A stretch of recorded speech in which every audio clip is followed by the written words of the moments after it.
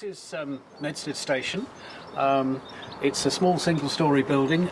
You may have noticed that it's a little bit different from the other stations on the Midhants line, and that's because it was an afterthought. It wasn't part of the original plans for the railway.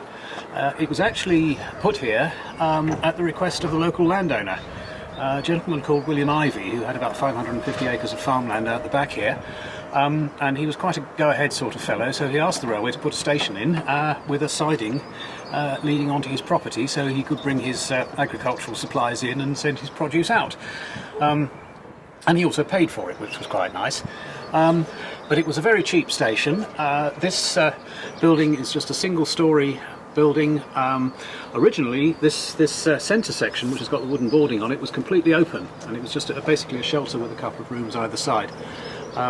I think they enclosed it fairly quickly when they realised that in November the rain comes in sideways.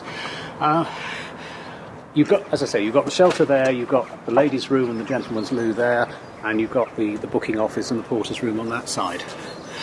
Originally, this station was slap bang in the middle of the fields. The only way you could get to it was by a road which the railway built, which was about a quarter of a mile long, down to the road between Medstead and Four Marks. I've been interested in transport for ages and with railways since I was a young lad, and having just moved back from France, I wanted something to do rather than sit around the house. I wanted to meet people, I wanted to talk to people, and I wanted to do something that I enjoyed doing. And so I volunteered for the Watercress line, and it's great fun.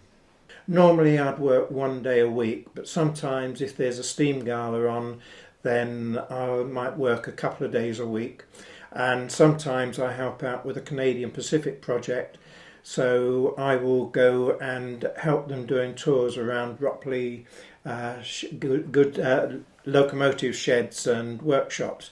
So that day I can sort of do 3 days out of 5, which doesn't please my wife too much. Most important role is safety of the visitors.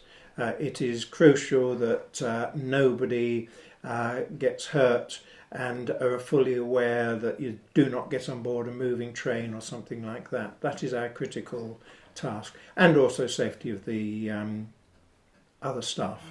Welcome to the signal box. This is where the signals are controlled and the points are moved, which alters the direction in which the trains run.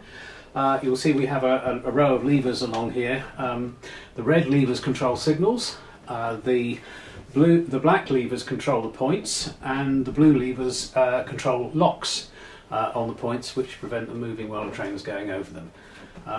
The signalman's job was a very responsible one, because he was responsible for the safe working of the trains. Even more importantly, he was responsible for control of the trains over the signal line, because we only have a single track for trains travelling in both directions. So as well as making sure that one train doesn't catch up another, you also have to make sure that they don't meet head on in the middle, which would be rather embarrassing. And we have a system of single line tokens which controls that. Although these levers look fairly long, they're actually even longer than they look, because the pivot is right down at platform level, so they're very long. You've got lots of mechanical advantage, which you need because all of the points and signals here are controlled mechanically. The signals are moved by wires, and the points are moved by rollers running on rods, and some of the points are quite some way away at the other end of the station, so some of the levers are quite hard to pull. The original signal box on this site was built in 1875. British Railways demolished it in the late 1960s. We've put this one back.